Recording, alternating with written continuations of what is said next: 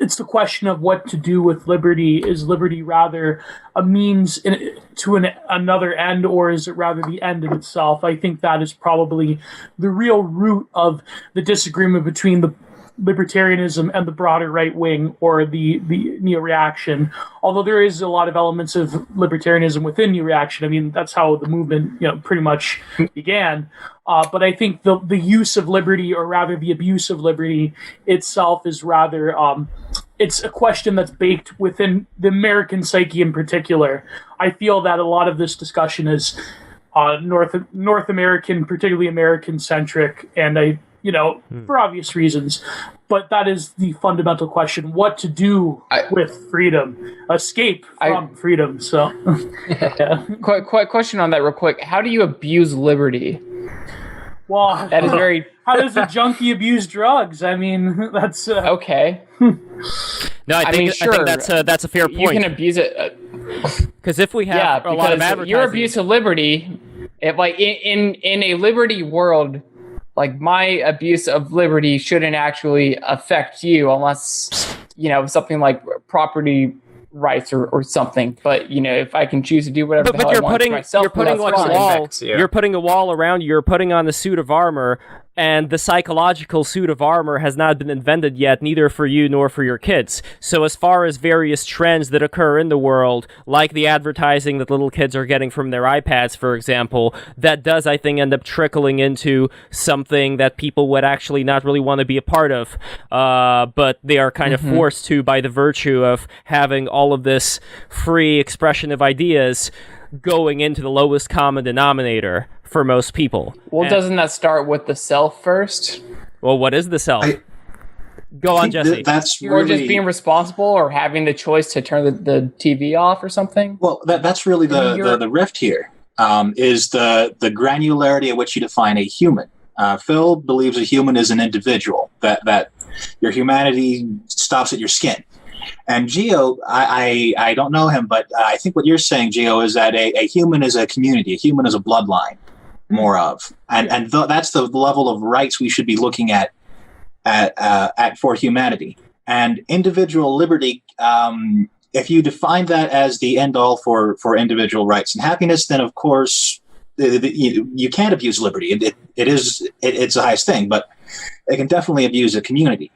But we're not in a world that respects either of those. Stops at the individual. I think individual liberty goes beyond the individual, working on yourself and choosing what path is right for you, and then choosing whether or not that. That's always to whoever. Like, they don't have to agree with your moral set. But then when they don't agree with your moral set, then eventually it does start creeping in to the overall society. For example, if I am a parent right now, like, sure, it may be better, and I encourage people to possibly homeschool their children. But in a general sense, they're going to be exposed, like I know a lot of younger people were exposed back in the day to Dan Schneider's horrible TV series. And this has nothing to do with Dan the Man Schneider and the things that he's allegedly done to those little girls. Allegedly? You mean he did do? Allegedly. Come on, okay, but what this does have to do with is the fact that the Amanda Show, all that, these were really bad shows. They weren't funny. That's subjective. They were psychological. That is a subjective opinion, sir. There we go. Subjective opinion, sir. Just like the Bratz dolls and just like Look at how Amanda Bynes turned out. Look at how she turned out. Well, my big problem isn't necessarily with what you do as an individual. I don't have power over you. I could put you in jail maybe, but I wouldn't be able to control your thoughts. And that's what I really care about. I care about. So the argument boils down to tolerance then. Hold on. I mean, I just care about you accepting Jesus Christ. That's all I want you to do.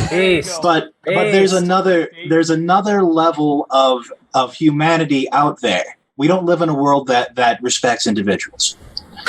We live in a world where the granularity of individual that is respected is the megacorp.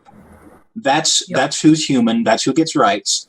And if you're an individual, or if you are a community, or if you are a bloodline, the megacorp wants resources from you. It wants obeisance, and so we're in a twisted environment because of that. And wait, are we talking about just corporations, or is megacorp a euphemism for the state? Sure, sovereign corporation, whatever. I mean, there's a lot of weird lingo in because I don't think like totalitarian megacorp happens without the state. It's there's going to be bad companies, but there's a chicken and egg thing. Bad companies will fail. There's companies that terraform the regulatory process. There's states that encourage companies that will be symbiotic with them in their power games. Well, we have two comments, by the way, that speak to exactly this. So one over here is from one of our great patrons, Caustic. By the way, patreon.com/breaktherules. Go there, become a patron. $20 limited time deal gets you Geo's amazing prints. Anyway, Caustic says, supply-side economics is an entire social engineering system designed to create a product, manufacture demand for it, and make people addicted to the product. The creation of the iPhone was an assault of the whole of humanity, just as opiates are. Yep. Yes. Then don't buy an iPhone. Well, I think the argument that no, but I fundamentally agree with Mr. Lucas. Just don't breathe the coal smoke. Exactly. I'll try, man. I got my muzzle on. I'm good. The freaking frogs gay. And by the way, that's pretty interesting. There was recently a documentary, actually, speaking of the frogs being gay.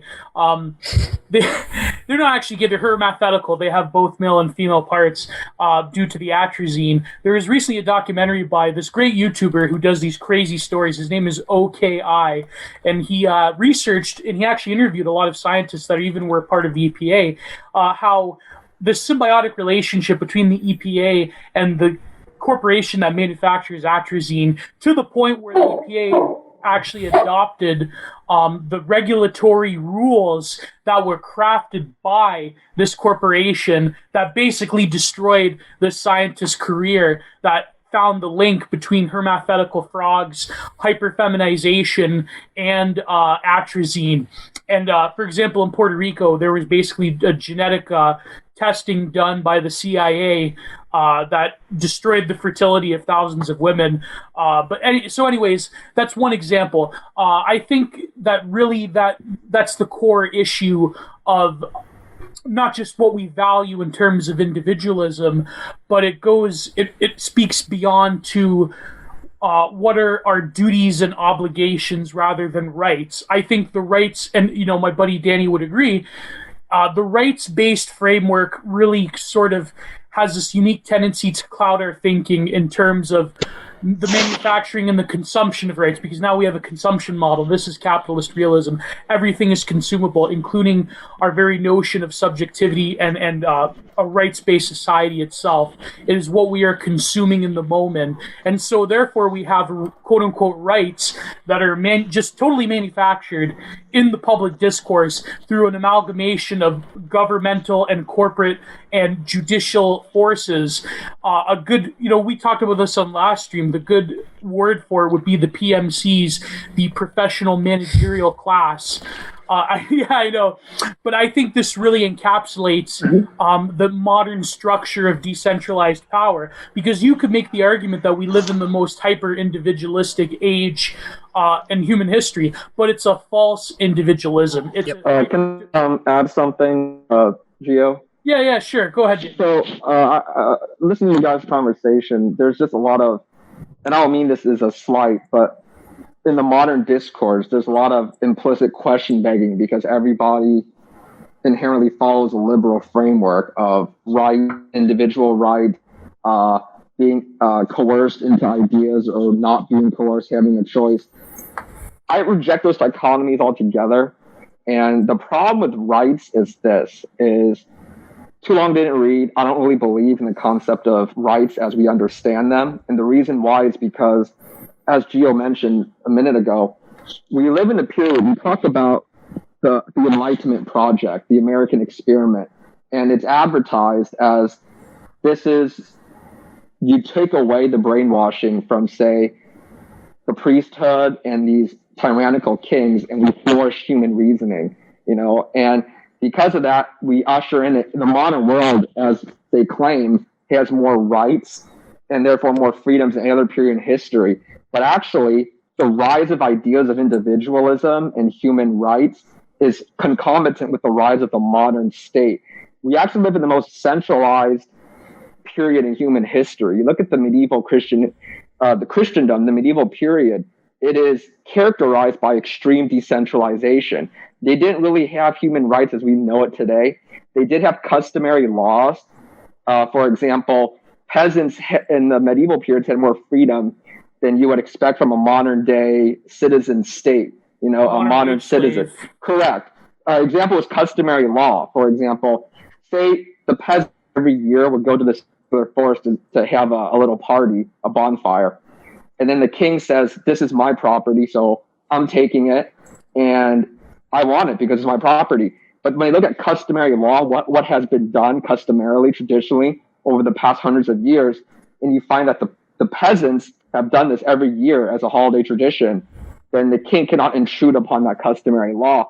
The modern constitutional system doesn't really take into account customary laws because everything, and especially in America, there's always a precedence every time there's a new law that's formed. So it's like Geo versus Connecticut or something, right? Roe versus Wade. But the idea of rights is the rise of the ideas of individualism, which is kind of like a humanist idea of humanism post-medieval period, coincided with the rise of the modern apparatus of the state. And so it's ironic, but the more rights you demand, the more centralization and bureaucracy you have in society. For example, you see this historically. Neo-absolute is summed up by a political philosopher, Bertrand de Juvenal, and he has a great concept called high-low versus the middle, okay? So the high are basically the elites, the people who seek centralizing power. The middle are the noblemen, people who oppose centralizing power and put a check and balance on the high, which keeps centralizing power. So centralizing power is usually the sovereign or a monarch. The middle are aristocrats, the people who work with the monarch but are opposed to the monarch and prevent him from further centralizing his power. So intermediaries. And the low are the people outside the ruling structure. And those are like commoners, the bourgeois, the working class. And the idea is throughout all of human history, every time there's revolution, it's the high-low versus middle dynamic, which we see in America nowadays with a lot of these protests going on, a lot of these NGOs. And so that's the game that's being played. And so what happens is this. For example, historically, look at ancient Greece or Rome. They were founded by tribals. And so the king of kings of the tribe would be like the king, but the king isn't that much stronger than the nobleman. So if, say, the power level of the king is like an 8, 2 noblemen, let's say one nobleman's power is like a 4. So 2 noblemen add up to 8. So 2 noblemen combining forces would be just as powerful, if not more powerful than the king, which is kind of the story of medieval Christendom with decentralization. And so the head sovereign, say, I don't know, hypothetically, the Holy Roman Emperor, he just wasn't as powerful materially than, say, just a handful of aristocrats band together. And so what happens is the sovereign usually pushes for rights, like, say, increased prerogatives among the working class, kind of something like what Julius Caesar did. And by empowering a lower class, the low, they're used to attack the middle and replace the middle. For example, the kings in the medieval Europe, when in the Renaissance, during the period of increased secularization in Europe, the kings desired more centralized power, but they just weren't very powerful compared to the rival aristocrats. And so what the aristocrats would do is, what the king would do, in order to fight the aristocrats, is he would pack his courts or his ruling structure with the bourgeois, or the middle class. And so the idea is the low will displace and fight the middle, and they will be empowered. Right.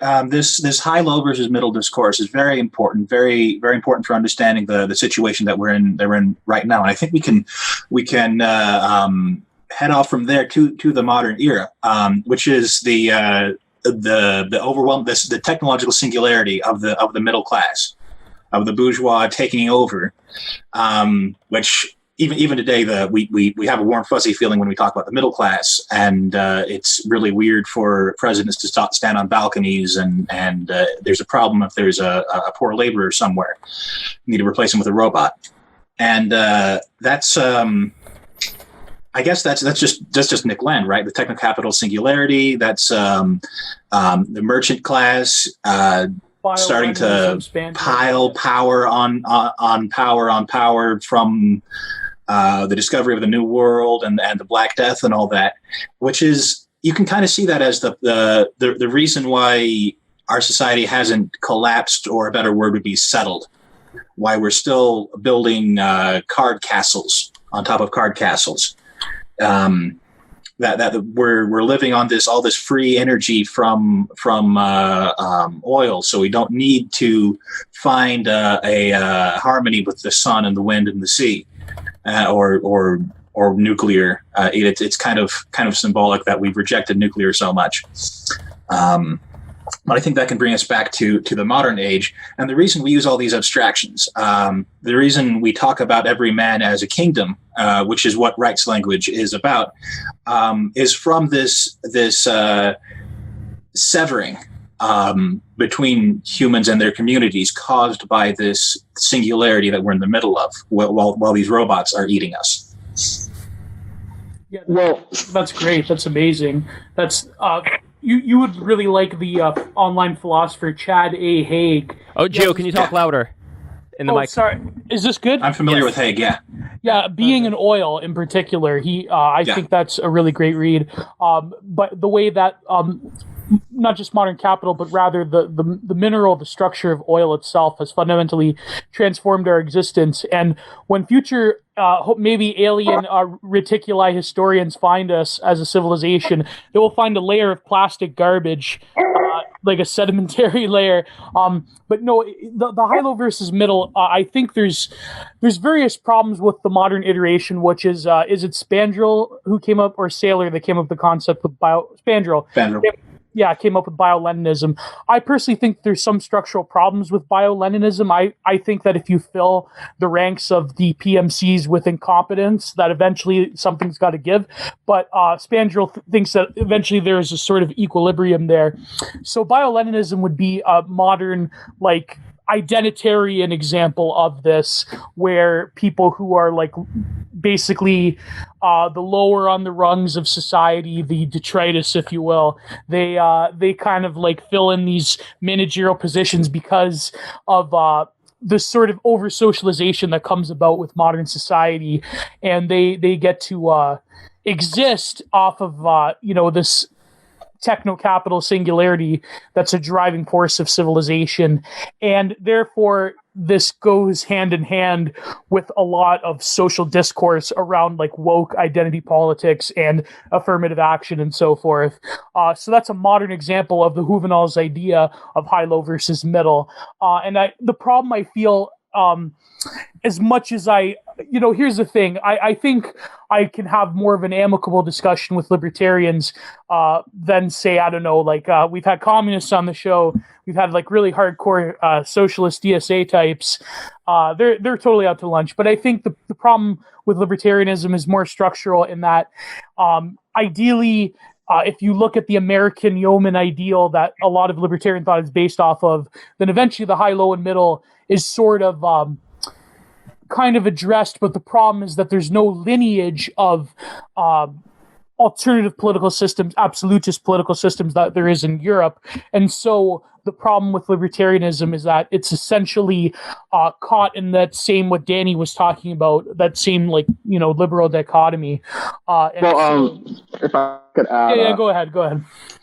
Me and Gio like Alex Jones. I don't agree with a lot of things Alex Jones says, but I think he's a national treasure. Nostradamus of our time.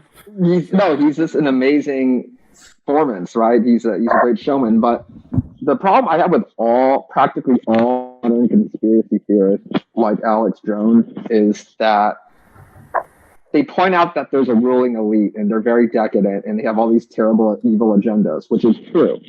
But what I disagree with them is they still have that Enlightenment mind bubble, that mind trap of liberalism, where yes, we have all these evil elites, so the solution is bring power to the people and overthrow the elite. When in reality, every structure in reality by default, every civilization is ruled by an elite. There's always an elite class in every society. Power to the people has never existed. And I think when you fall into the mind trap of this power of the people, it allows those who are in the shadows, kind of the Wizard of Oz behind the paint, to pull the strings. J.R. Tolkien has a really good quote where one of the curious things about the modern world is that evil isn't up front. Like, you don't see a guy wearing a crown and you know he's in charge. Therefore, if you want to destroy evil, you take out the guy in the crown. There's not this explicit enemy, this Adolf Hitler, right? This Joseph Stalin. Although they do want to make it out of Trump, he's not really this, like, say, absolutist or dictator that has absolute power. You see struggles. You see power plays against him all the time. But my point I'm making is, the thing about the modern world is that because they believe in the idea that there's power to the people, the elites exist, but now they have to go into hiding because explicitly the constitutional and legal governmental structure says you cannot have elites in society. For example, primogeniture in America is banned, which is generally a traditional practice. And so what happens is, legally, the official legal structure bans elitism, yet all societies are ran by elites. So what happens is elites still exist. Power, what is it called? Nature abhors a vacuum, right? There's a nature of societies to be ran by elites. But because we deny that elites exist and we affirm this power to the people, everyone is equal. Everyone has equal say, equal rights, equal voting power, equal suffrage. Elites still exist, but they hide in the shadows. Not only that, but they control people in almost subliminal ways through advertising and propaganda and funneling money to promote certain ideas like the educational system. So, Ali, I would love to hear what your thoughts are on this whole power behind the scenes situation, as well as the points that were brought up before relating to what was going on with the decentralization in the Middle Ages. How, like, for me, I come from the USSR, and one thing that's been very important for my family and I is that, at least in America, there are checks and balances to power. They're not perfect checks and balances, but they're still there. So the question is, if there were the same type of checks and balances going on back then with even more decentralization, why would that not be a good model to, let's say, try to emulate that did exist in the Middle Ages, and while at the same time they also had kings and nobility? So, Ali, I would love for you to address that, as well as the behind the scenes, the puppet masters behind the scenes situation that was referred to earlier. Yeah, I mean, there is a lot, I think, that goes on behind the scenes. And I always hate to say, like, the deep state, because people go off and say, like, oh, you're crazy or something like that. But I think, like, with the whole democracy structure that we currently have, it gives people the idea that they have some sort of real power in order to elect people. But it really doesn't. Exactly. A lot of your, No, I was agreeing with you. Exactly. Okay. Please keep going. Yeah. Sorry. Because I think on more of a local level, I mean, I obviously don't want any government, but I would be for anything moving towards a decentralization, local level economy at this point. And I think you would have more power. And that's what a lot of, like, the LP, I'm not a fan of them, obviously, but what their whole thing is to try and get it down to more local elections. And the reason why they do run a president is just to get their 5% and so that they can have ballot access or whatnot. Even though I have no interest in voting, I think it's just, you know, at least with monarchism, which I also obviously am not a fan of, you have the idea that this is the person that is your enemy. I get, like, the person making decisions for you, and it's more obvious than, say, in a democratic society, in my opinion. And yeah, you know who to blame. Yeah. Seems more libertarians hate the Libertarian Party than actually like the Libertarian Party. I don't know, it's weird. But that's also perfectly on brand. Yeah. A lot of people don't like that. There's a whole thing between a big L libertarian, which is somebody who's in the LP, versus a small L libertarian, which is somebody who identifies with the label, but they don't. They aren't a card-carrying member of the LP. Well, what do you think would be missing in that aforementioned medieval system, where there would be kings and nobility, and those would be the checks to power? Well, I mean, I really don't think the kings and nobility would be a checks and balances, really. I mean, how? There would be in certain ways. I don't necessarily fall into does there need to be like checks and balances? I think it kind of naturally works out. So the structure of society, the medieval structure, I mean, I'm not going to say it's a whole monolithic thing as it worked in every single city and canton or whatever, but the idea is the king really did not have that much absolute power as you would think. Absolutism as we know it as a monarchical idea was post-medieval, like the Sun King, for example, or Henry VIII. Yeah. Those were the ones who kind of sundered from that pact of Christendom of, the tiara and the crown. But generally the reason why is because the medieval idea is based off a Catholic concept called subsidiarity. And the idea of subsidiarity is so common sense. It's basically authority only performs act. You look for the lowest level of authority to perform an action. And you only ask for higher authority when it's necessitated. And so everything operates on the lowest level of authority. So if you had a problem, you would say, talk to your local mayor. And your local mayor probably lived within a mile of you and you saw him every day. You guys walk the dog together, for example. And then if there's a bigger problem, you call it higher. It's kind of like the medieval system didn't have standing armies. See, that's a very major waste of resources in the modern world, is that there's perpetual war, total war, standing armies. Those were extremely expensive. The founding fathers were really opposed to the idea of standing armies, which is the idea that the military needs to be dissolved after a war. Now we're in a permanent state of war, kind of like since the Civil War and afterwards. But the medieval system was like BYOB, bring your own beer, because they had a levy system. Bring your own bombs. Exactly. So like the idea was like that reference. The idea is like the king, the knights. That's what the knights were for. So when there was someone called a war, say the Pope or a king issues a war, they would talk on the lower noblemen, lower knights, and they would say few peasants to bring in a battle. And so instead of, say, hiring a catering company like Budweiser to provide all the beer in your party, you would just tell them to bring their own beer. And so there's just a lot more variety. But at the same time, you would never, all the people at the party would not bring their own beer as much as if you hired a catering company, like, say, Budweiser to bring your own beer. And so that levy system really reduced the amount of, I know after 60 days, campaigns would dissolve in the medieval period because kings cannot afford armies to last more than that. Soldiers were not obligated to actually, if you weren't a knight, you weren't actually obligated to go to war. And total war as a concept did not exist in the medieval period. And so wars were a lot less violent because there was an idea that every citizen of an opposing nation is part of the mobilization of efforts of war. And I'm not saying the medieval ages were peaceful and there was like flowers and like no blood, but you look at medieval battles, look at Wikipedia pages, they're all very small scale to what came after the Renaissance, where there was this totalitization of war. So the idea is just more decentralization with subsidiarity, which is, I think a lot of libertarians agree with that. But I think the thing about libertarians is because their foundation is atheistic, really have a subsidiarity, which really kind of rejects the idea of radical individualism and more, it's like rejecting that individualism versus collectivism dichotomy. But I'm gonna take a quick break. Jesse. Yeah. Sorry, I've got comments for Karski on his own terms, and I know Phil wants to talk about the atheism thing soon, so I'll try to make this quick too. But this thing about sorry. Oh, okay. I don't want to curse you. This thing about power not coming, power to the people. You're not liking power to the people, and liking elites instead. I think that's kind of a backwards way to look at it. I think the elites had power in the medieval ages.